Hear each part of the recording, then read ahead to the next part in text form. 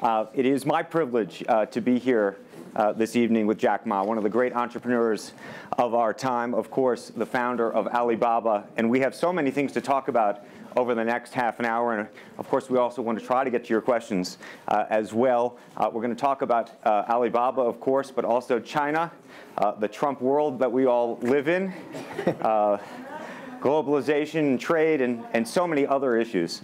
But first of all, thank you, for joining us. Yeah. Let me start with this, which is to say that you just spent some time inside Trump Tower and went to go visit with Donald, our president-elect in the United States. Tell us about that meeting. Well, it's a very productive meeting, much better than I thought, than I expected. What did you expect? Well, I heard a lot, and I watched, like everybody, I watched all the news and heard a lot about him. So when I go inside, I saw, anything that, but he's very sort of open-minded, listen what I talk. So I think I'm very happy about results. And finally, when he said, he said, Jack, let me walk you down. So it seems he's very happy about the results we had. Can I ask, how does a meeting like that happen? Do you call him? Does he call you? Well, how does this take place? Well, that's the question I'm asking myself. Because someday I got some requests from people say, Jack, do you want a meeting the president-elect? I say, is that true or not? Because I'm not ready for that. Because I don't know what to talk about. And then a few days later, I got another request. I got several requests, and then I saw one email with a friend, and it's very sort of specific. I thought about it. I think, yes, maybe I should go and have a talk. And at least I think President-elect Donald Trump would be happy to hear what I want to talk about. So I went. And what did you tell him? Talk about the small business, talk about agriculture products, talk about the trade between China and the USA. We especially focus on telling about how can we bring the small business in America, sell them to China, to Asia, through our network, which can create a lot of jobs for them. And you committed to create what you say is going to be 1 million jobs in the United States over the next 5 years. Yeah. Now, that's not a million jobs that Alibaba itself, but you're not hiring 1 million people. No, we totally, Alibaba employee put together is like 45,000 people. We cannot hire 1 million. I cannot imagine I can manage 1 million people. Explain to us how you think about the U.S.-China relationship, given some of the comments that Donald Trump has made about China being a currency manipulator. Did that come up during your meeting? Well, I think first, in America, there's a freedom of speech, right? So he can say whatever he wants, and I respect, I understand. But of course, I have my views. We did not debate about the China-U.S. trade or manipulation. We did not debate. We did not talk. We agreed on something. Small business, developing the Midwest America, helping the farmers there, small business there, exporting to China. So we all agreed. But something that we did not discuss about the American the job losing to China, Mexico, and this. Can I share with you my ideas? Please. Yeah. First, I think 30 years ago, when I just graduated from universities, I heard America had a wonderful strategy. They outsource the manufacturing job, service jobs. They outsource the manufacturer to Mexico and China, outsource the service job to India. There's a book called The World is Flat. Tom Friedman, colleague at the New York Times. And I think it's a perfect strategy. You know, that the Americans said, we just want to control the IP, we just want to technology, we just want the brand, and leave the lower-end jobs for the world. Great strategy. And second is that the American international companies made millions and millions of dollars from globalization. The top 100 companies in America. Amazing. I remember when I graduated from university, I tried to buy a beeper, the Motorola beeper. Cost me $250. My pay at that time is $10 a month. as a teacher. And the cost of making that beeper is only $8 for a chip. Right. So past 30 years, IBM, Cisco, Microsoft, they made tons of money. The profit they made are much more than the 4 largest banks in China put together, the China Mobile Phone, China Unicom, and whatever you name it, put together. Still, these multinational companies made more money than. So their market cap grew more than 100 times in the past 30 years. But where'd the money go? This is what I'm curious, because as a business people, I always care about the balance sheet. Where the money coming, where the money go? Past 30 years, the American had 13 wars, spending $14.2 trillion. The money going there. What if they spend a part of that money on building up the infrastructure, helping the white collars and blue collars? No matter how strategy good it is, you're supposed to spend money on your own people, right? Not everybody can pass Harvard. Like me, they're not good at education, right? We should spend money on those people who are not good at schooling. And the other money, which I'm curious about, is that when I was young, I heard America is about Ford and Boeing, those big manufacturing companies. Last 10, 20 years, I heard about is Silicon Valley and Wall Street. The money go to the Wall Street. And what happened? Year 2008. The financial crisis wiped out $19.2 trillion USA alone. They wiped out all the white collars and destroyed 34 million jobs globally. So what if the money is not Wall Street? What if the money spent on the Middle East, Middle West of the United States, developing the industry there? That could be changed a lot. So it's not the other countries steal jobs from you guys. It is your strategy. Okay, but you do not distribute the money and things in a proper way. This is what I. And now we are having a backlash.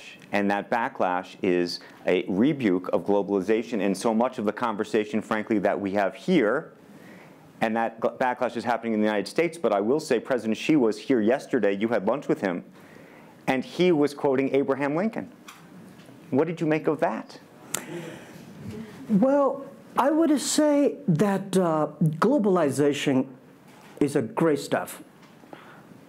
It's the USA, it's developed countries to teach us how to do globalization. I remember 2002 or 2001, before China joined the WTO, everybody in China was worried. Me, I was worried. Because what if all the international products come to China, destroy our industry, and we have to lose a job?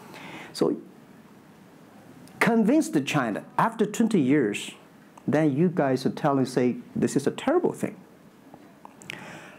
I believe globalization is good, but globalization needs to be improved. This is Donald Trump, President-elect, want to solve it, the problems. That globalization, I think, should be inclusive globalization. In the past 30 years, the globalization was controlled by 60,000 big companies. 100 years ago, globalization was controlled by several kings and emperors. What if next 30 years we can support 6 million business doing business across the board? What if in next 30 years we can help support 20 million small business can do business across the board? So this is something which I believe globalization should be inclusive. And do you think that the words of President Xi will happen in reality, which is to say that China has largely acted on its own behalf for many, many years, and now is effectively saying that the U.S. needs to continue acting on everybody else's behalf? Yeah, I think, the world needs some, such a, Mr. Xi yesterday said, it's a wonderful time, it's a bad time, or the worst time. The world needs a new leadership, but the new leadership is about working together. This is what I understand. We do not necessarily need one specific leader to teach us what to do, what not to do. But the world have to partner together. This is what I think. And I think as a Chinese, as a business people, I feel proud for what President Xi said yesterday. As a business person, I want the world to share the prosperity together, to join the force together. As a Chinese, I'm happy about what he committed. Yesterday he said, he speaks like us, takes the responsibility of the second largest economy. As the China's second largest economy, he has to take some responsibility. This is the first time I heard a Chinese leader make number commitment. He said, next 10 years, we are going to import $8 trillion US. This make me feel excited because China is transforming from exporting to importing. If there's a concrete number, if we can fulfill it, this is going to be huge change to the China and to the world. But don't you think that it's easier today for China to be interested in globalization because of the benefits that can accrue to China because you're continuing to develop than it is for countries that are, quote unquote, developed? Well, first, the WTO rule is not designed by China. It's not made by China. I would say there's something that I want to change. The WTO is designed, a lot of rules designed for big companies in the past 30 years, and only big companies can do it. And China definitely benefit a lot from opening. I think China should learn one thing, that we grow in the past 30 years. It's because we open to the world. If we continue to open to the world, not fully. Okay. An American business that wants to effectively go into business in China has a very difficult time, has to partner effectively with a company that's there already. This is why I said China has problems too. The world has problems. And China definitely has a lot of problems. China should open, should be more confidence. This is what I feel yesterday. I feel the confidence of Mr. Xi that he is ready to open more to the world. This is what I suggest, that we should solve the problem by business community, right, by negotiation. WTO, China joined WTO for like 20 years or 70 years. I don't know the number, but the past 2 years, that I think we as a business, we as a country, we as the world, we have to review something. Right. But not because unbalanced things, we stop it. You've been calling for something called EWTP. Yeah. What is that? This is what I would talk about, is that the WTO was great, but they mainly designed for developed countries, big companies. There's no opportunity for small business. We want to build up an electronic world trade platform to support young people, small business, thanks through mobile phones, internet, they can sell and buy across the board. And the other thing is that WTO is a very interesting organization. When you put the Doha round, when you put 200 government officers in one room, ask them to agree on something, it's impossible. I can never imagine that they can agree on something together. Business should be designed by business people. So we believe EWTP should be something that the business people sit down together, agree on something, negotiate on something, and get endorsement from the government.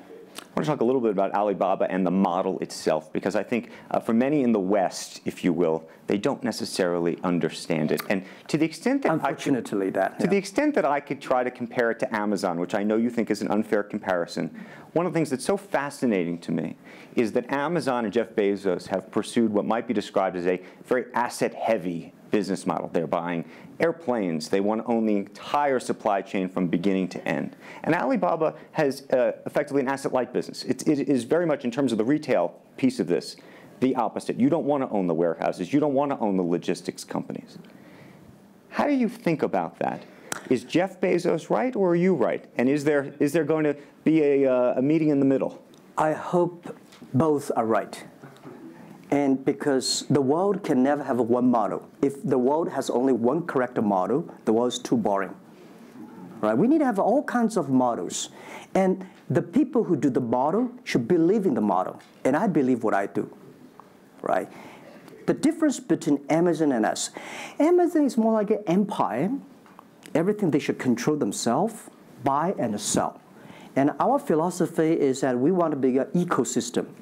Our philosophy is to empower others to sell, empower others to service, empower making sure the other people are more powerful than us, making sure with our technology, our innovation, our partners, our 10 million small business sellers, they can compete with Microsoft, IBM. Our philosophy is that we think using internet technology, we can make every company become Amazon. Remember one thing, today for our sales, our GMV last year is more than 550 billion US dollars. To hire people deliver for us, we need 5 million people. So how can we hire 5 million people deliver things for us to deliver the things we sold?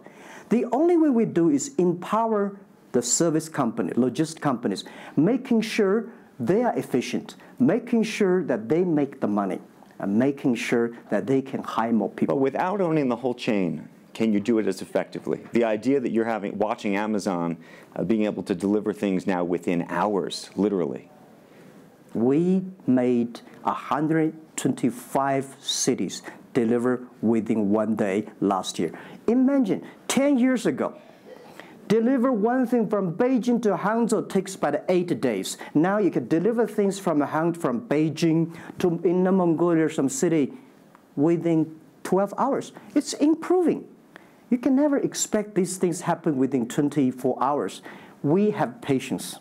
So I think, can you imagine that within the 11/11 Singles Day, we sold $17 billion, and by delivering more than 600 million packages within 3 days. This is happening, and this is what we feel proud of. It's not how much money we make. It's not how powerful we are. We think because of the technology, we can make the technology very inclusive, that every small companies can use it. This is my dream, because I started my first business in 1992 in China as a small business. In order to borrow money, 5,000 US dollars from bank, took me 3 months to acquire, still failed.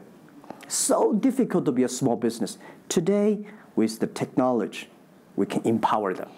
This is something I want to do. One of the critiques, as you know, and it continues to linger around Alibaba, is the piracy issue. There's an IP issue, and it's an issue all over China, but you take the brunt of a lot of it. Yeah. How much progress have you made in your mind, and how do you think about some of the regulatory bodies in other countries, including the US, that continue to criticize Alibaba for these issues? First, when we start do this business, as a business like this size, you have to take all the criticism. You have to listen what is right, what is wrong. And second, as an e-commerce, when you put 10 million small business, empower them to sell. We do not like Amazon buy. We cannot check. Even you buy, when you buy $55 trillion or $550 billion, you cannot check every product. So the model itself and the e-commerce itself may have a lot of these flaws. And third, I would say in the past 17 years, we are the leader of this anti-privacy issues, the IP, protect the IP. But the second, we are internet companies. We do not have the law enforcement. We find this guy is selling cheap, fake products. We delete them. We cannot arrest them.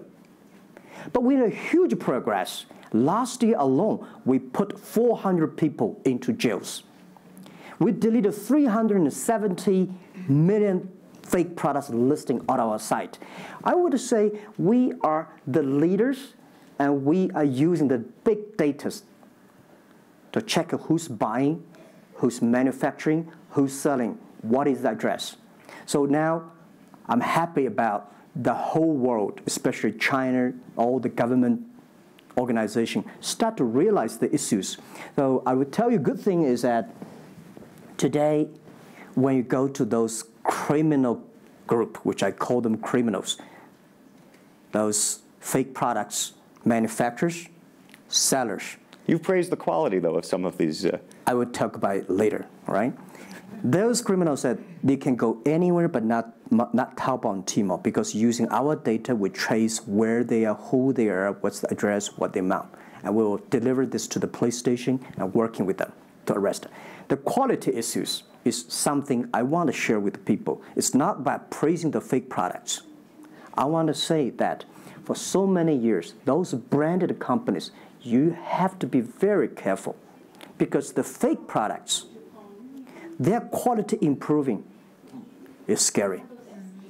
That is the difference between us. Because when you find guys, the people said this is fake, and you have to find people, you have to find a third-party institution to check it is fake or not. We find sometimes the quality is better.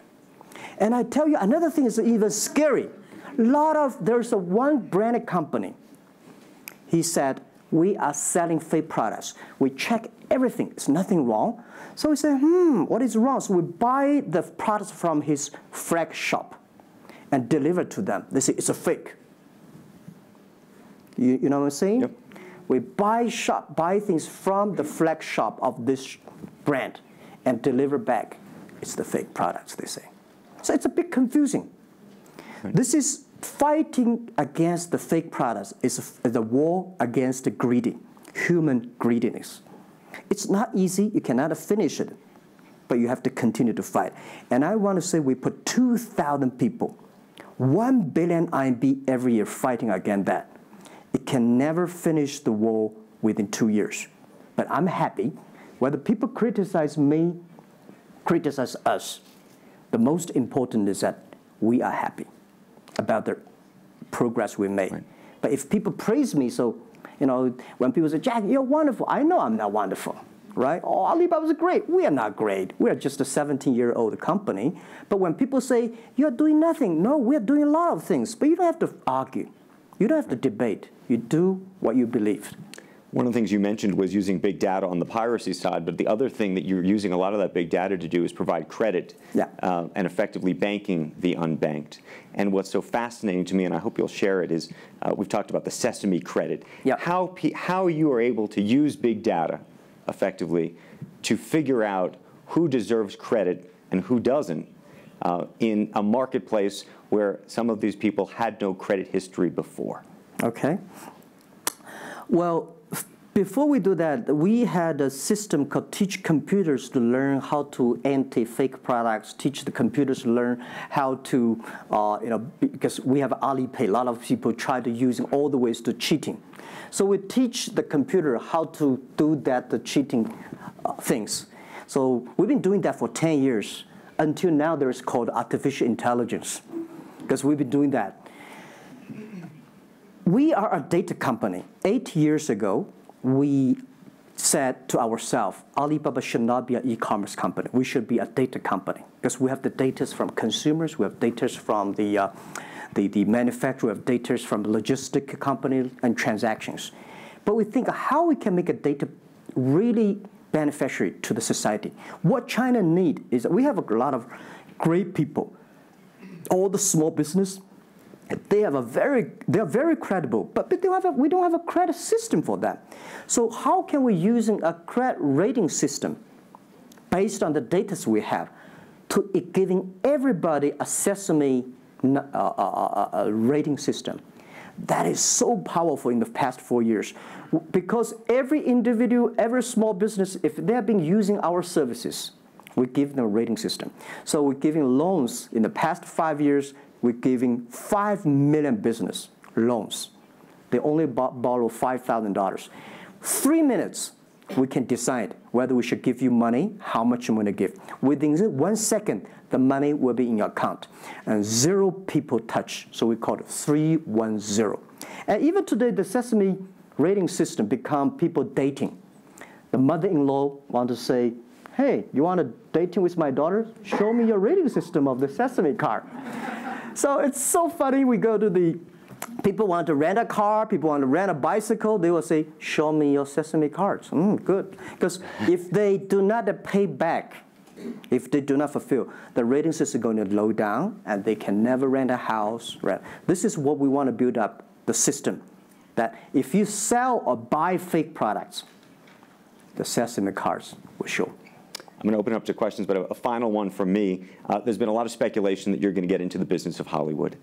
Your name has appeared, Alibaba Group, at the beginning of a couple of big films recently. What is the ambition for Alibaba in the entertainment world?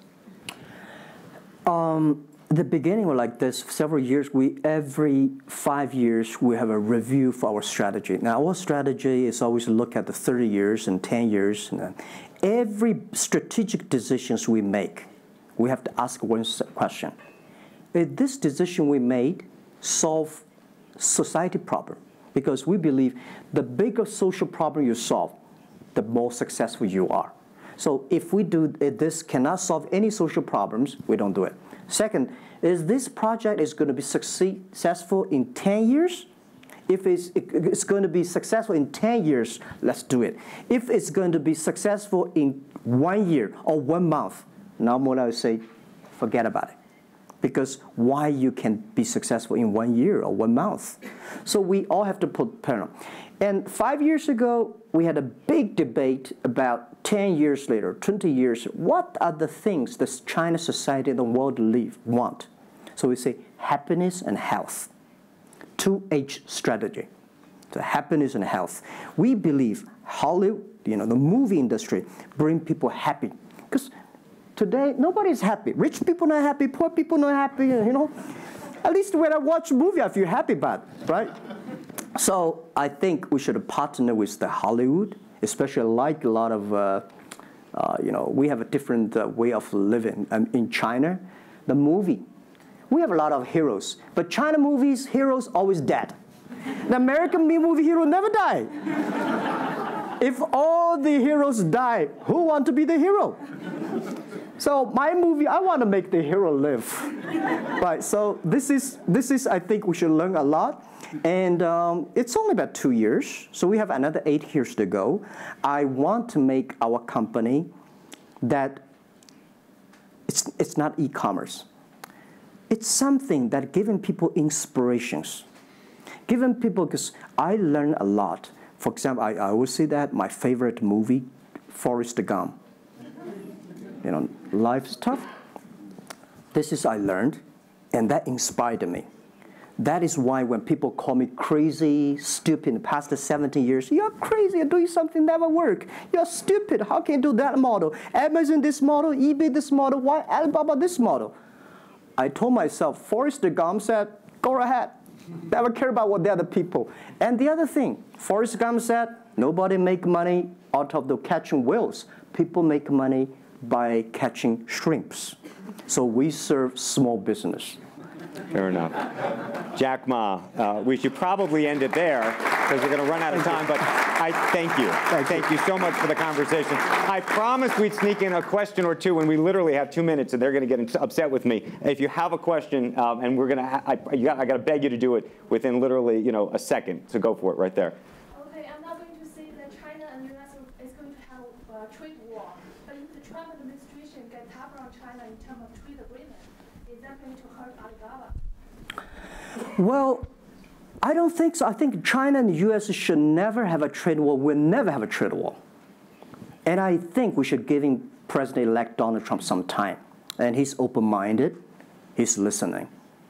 And I think the war, it's so easy to launch a war. But it's so difficult, almost impossible sometimes to terminate a war. Iraq war, Afghanistan war, is that finished? No. Trade war. I believe one thing. When trade stops, the war starts. Trade is something that people start to communicate. Trade is something people exchange culture and value. And I will be happy if China and USA agree on something and Alibaba business model destroyed. I would destroy Alibaba model by stopping the war between. Because how can you imagine the first largest economy of the world, second largest economy of the world, have a trade war? It's going to be a disaster for two countries and for the world. If anybody can do something to stop it, do anything to stop it. Did you have a reaction to Trump and the situation with Taiwan and how he's thinking about that? Well, Taiwan, I think this is not something about government. This is not something about business. It's something about the people. If the Taiwan issue is the population, if you do Taiwan issue, it's like against 1.4 billion people. So this is another issue. So we're talking about trade, we're not talking about Taiwan. Very politic. Let's take one final question if we can. I think we can steal one more in. Yes, sir, right there. I'm not a politician. I try to speak like this. me, a credit store. How do you assure you are not messing up with people's life and you are not dictating the whole, credit kingdom or the system? Because now you are the decision makers, you are the rule makers. Okay. First, I'm not sure. People say, oh, this is uncertain world. Every day is uncertain. The only certain day was yesterday. I'm not sure about that in the future I will dictate, I will be stupid. That's why I should retire early when I'm young. That is why I have a lot of things that I dream I want to do. I want to do philanthropy, I want to be a teacher, I want to go back to school, I want to do the environment. And the world is so wonderful. Why should I be the CEO of Alibaba all the time? I'm coming to this world not to work. I want to come to this world to enjoy my life. I don't want to die in my office. I want to die on the beaches. It's a wonderful message. Jack Ma, thank you for the conversation. Well, can I say one last sentence? Yes, please, please.